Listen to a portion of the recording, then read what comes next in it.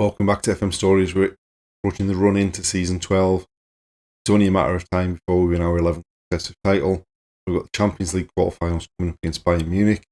We're in the semi-final of Taca de Portugal with a 4-0 advantage in the first leg. And we've got the Allianz Cup final coming up. So there is a small, slim chance that we could still come out of this season with 5 trophies.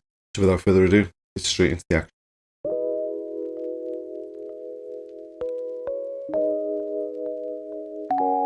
So we're approaching the end of April. We've got the Allianz Cup final coming up against Chavez. We have had, I think you would say, a very successful time of things since the end of the last episode.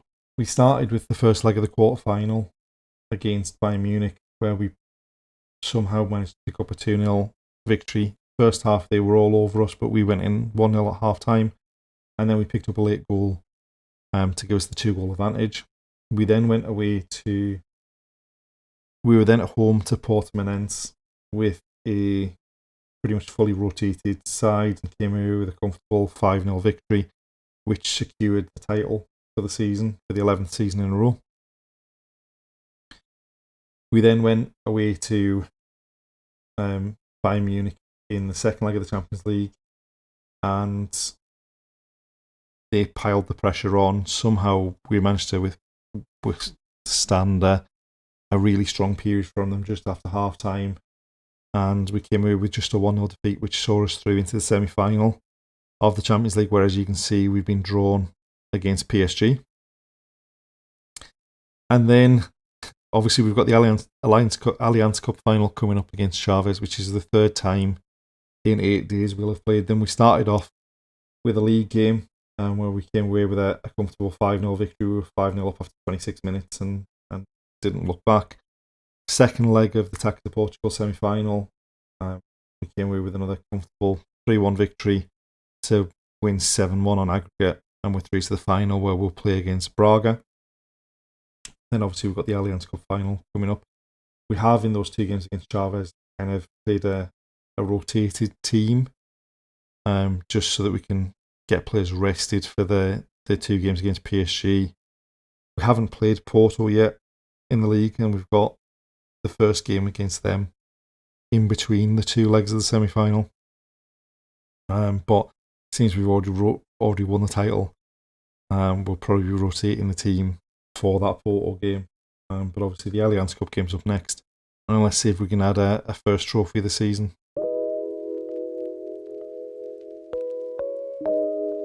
This is the team we're going into the game against into the final with. We're going with a very similar team to the ones played against Chavez in the last 2 games. Benavides is coming out of the back because Nian, who was suspended. We brought Vitor Roque in up front. We've swapped him and Vitor Verdi, and we've brought Miguel Ferreira in the defensive midfield role. He's just back from injury, but we need to pick him because of the under-21 rules for the competition. Hopefully, given the last couple of games we played against them, we get off to a quick start and have it wrapped up pretty early. And somehow we got it clear. Bassioli then half clears it on the edge of the box, and it pops up for Salsinho, who throws it to Benavides onto Alonso. João Felix into Vitor Roque. Carrera. It all got a bit sloppy there. Carrera's into the box now, though. Pulls it back, looking for Ferreira on the box. Then finds Suzuki. Vitor Roque puts it in the back of the net, and that's us 1-0 up. And Vitor Roque, I think, has scored almost as many goals since we signed him in January as he did in his whole with us. He seems to fit us much better now than he did before he went to Stuttgart. Bassioli with the throw. Into Vaz in midfield. Benavides onto Alonso with space to run into down that left hand side. Swings a crossover. Suzuki gets his head on it. I mean, that was a wild cross. It looked like a hit and hope. It didn't look like anyone should ever get on the end of it. Alonso's got loads of space to run into. It looks like he's kind of run down a bit of an alley and swings a crossover. Suzuki just inside the box. Powers the header past the keeper. And that's us 2-0 up. Borisov bringing it forward, swings it out to Cabrera, who plays it into the box. Bit of Rocky gets another 3-0, and that's got to be game over, I think. I don't think we're going to need to bring any of the big hitters off the bench for this. We can rest them a bit more for the game against PSG. Cabrera had space, no one closed him down.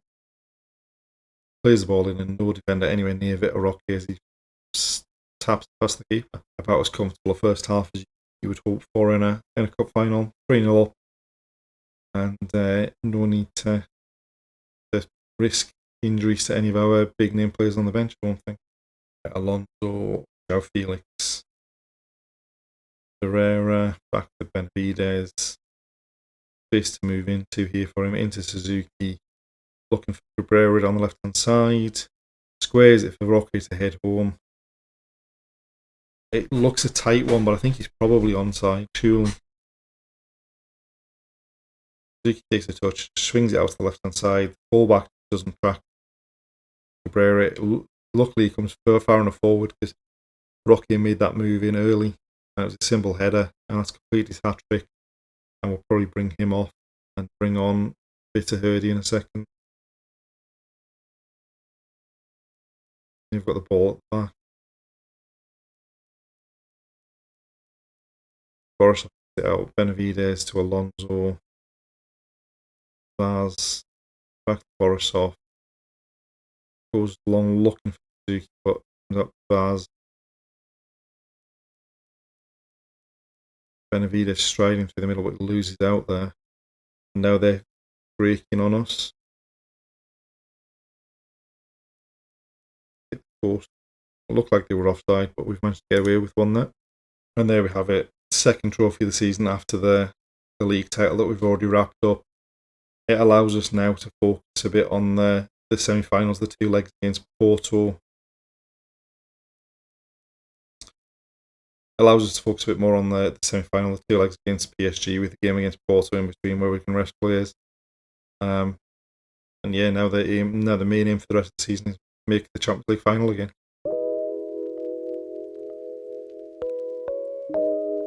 It's now time for the final league. It's now time for the final game of the season. As you can see, things went exceptionally well in the Champions League semi-final. We've got Real Madrid in the final. We're in the final for the second consecutive year. We're obviously looking to go one better than when we got beat in the final by Chelsea last season. Coincidentally, the one season that we did win the Champions League back in season 6, we did beat Real Madrid in the final on penalties, so hopefully that's a good omen going into the game. Since the Allianz Cup game, things have gone really well. We started with a trip to Paris in the first leg of the semi-final Champions League and came away with a 5-0 victory, which obviously puts us in a really good position going into the second leg. We beat Porto with the reserve team in the league game in between the two ties, and then came back and hammered PSG 4-0 in the home leg to win 9-0 on aggregate in a Champions League semi-final. And then we had a couple of comfortable victories in the league, 8-2 against Firenze, 4-1 against Maritimo, taking the opportunity to rest the players that we were going to need for the two finals we had coming up. The game against Porto, we won. We weren't great, but we did enough to get the win. Last day of the season, we lost to Gil Vicente. What it meant in terms of the league is that we finished the league with 91 points. We finished 16 points clear of Vitória Guimarães in second. We were 23 points clear of Benfica, and we were 32 points clear of Porto, who finished fourth. We then went into the Taca de Portugal final against Braga for the second consecutive season and came away with a really comfortable victory. Milos Bortic was outstanding, 4 goals on the day. Came away with a 6-0 victory. And now, obviously, we've got Champions League final coming up against Real Madrid. This is the team we've picked to go into the game against Real Madrid. We've gone with the same team that we played in the final of the Taca de Portugal against Braga. Had a chance to get Alphonso Davies some game time and Dragan Simovic some game time after they've come back from injuries. We are going up against one of our former players in Konstantin Klim, who was sold to Real Madrid for 80 million. Hopefully we can put in a decent performance. last season in the Champions League against Chelsea, we didn't get off to the best start, and then we just couldn't get back on terms in the game. Hopefully, we can start a bit better than we did in that last season's final. Right, Mangin goes long with goal kick. Comes to Arda on the right hand side. He loses out.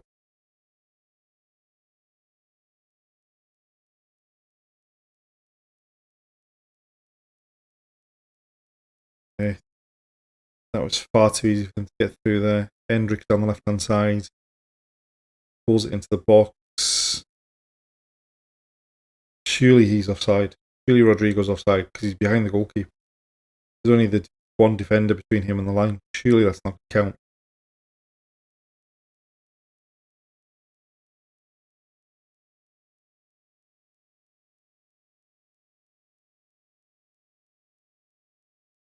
I think we've been done there. Right, Simovic to Mbappe, looking for Arda on that right hand side. Back to Roldan. Mbappe in the box. Diego Costa turns it behind for a corner. Mbappe, which Mbappe is going to take. Goes for the near post. Nianzou hits the woodwork. Goossens turns it home. But I think Goossens is offside from the Nianzou header. And this is scarily reminiscent. Oh no, it's been given. I was going to say it's slightly reminiscent of last season where we had 2 goals disallowed in the Champions League final. But Nianzou's header just bounces off the post straight to Goossens and gives the keeper no chance. Right, Hernandez. Nianzou to Kamara. Into Mbappe. What a horrible pass that was by Nianzou, and our players just ran into the back of Vinicius. That's ridiculous play all round.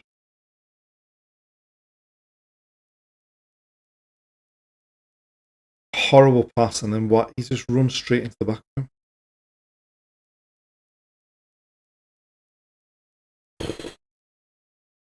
Thank God for Mike Maignan. Got away with one there. Right, Botic is through. Oh, oh! How on earth did that bounce the right way for him all the way through there? Long goal kick up the field. Botic just leaves it. It goes over Klim's head. He just manages to somehow make a keeper look like an idiot and he's tapped it into the net. And we're 2-1 up. Mbappe with the corner. Nianzou at the near post. And somehow we're 3-1 up. I don't quite know, based on the highlights we've seen, how that's happened. But no one on the post. Powerful header, too powerful for the keeper. Simovic into Botic. Never going to work. Alphonso Davies gets back to win the ball. Maignan long upfield. Goossens picks up the loose ball. Into Arda, into the box. Botic. I'm genuinely speechless. How on earth are we 4-1 up in this game? The Goossens picks it up, does well to put Arda in. Arda just squares it. Botic from the penalty spot. Gave the keeper no chance. And this is going ridiculously well so far. I mean, looking at the XG, how are we 4-1 up? I know their XG is artificially inflated by that penalty. But I mean, we've not been great in defence on midfield, but going forward, we've been pretty good. More of the same in the second half, I think. Right, Nianzou into Simovic. Kamara bringing it forward into Mbappe. Simovic, Kamara, Mbappe again. Simovic goes forward, looking at Goossens, gets to it. Mbappe. The referee, I think, has given a penalty. It was very close to being outside the box because Mbappe was going away from goal. The penalty's been given. And it's going to be Botic to step up. Nianzou looking to Davies. Mbappe looking for Botic. He's through. And Costa saves again. Fernandez to Arda. Roldan, Nianzu.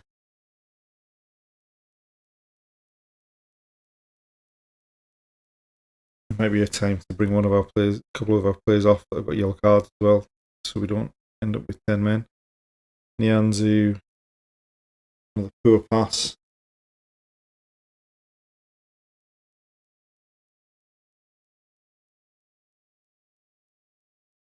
I mean, that's the penalty, and now their second goal that have basically come from bad passes from Nianzu. Right, we replace the players that have got yellow cards just so that we don't risk running down to 10 men. Mbappe, short to Kamara, but he somehow gets there. Placencia to Basioli. Arda looked for Mbappe but gave it away. Basioli as well to cover that. Placencia looking for Arda down the right.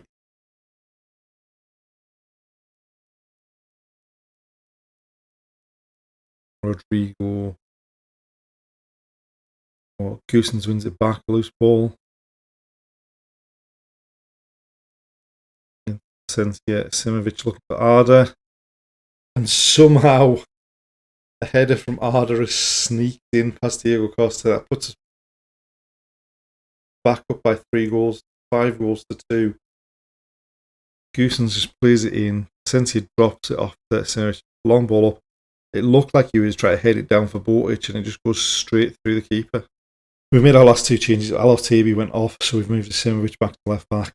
And we've brought on Ferreira and we've brought on Vitor Roque for Arda. Into injury time now.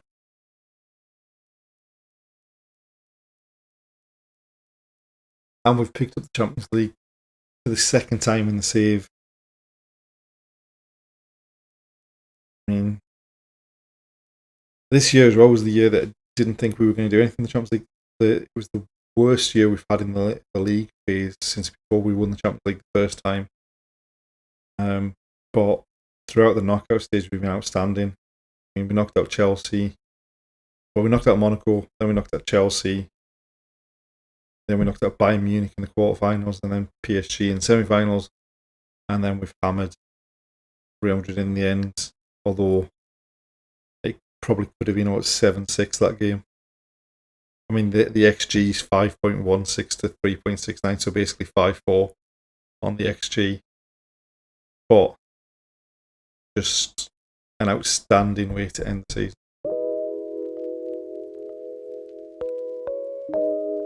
And there we have it, the end of another season and another outstanding season. Midway through the season, it looked like we might be on a bit of a downturn, but somehow we've ended the title with the league, both cup competitions, and even more bizarrely, given how bad we were in the league phase, another Champions League win. I kind of lost for words. It's an incredible end to the season. Obviously, we've got some work to do, and going into next season, we might need to move a couple of the players on. But I think we've got enough strength and depth that we don't need to bring too much in. So join us again next time to see the start of season 13. Thanks for watching, and we'll see you then.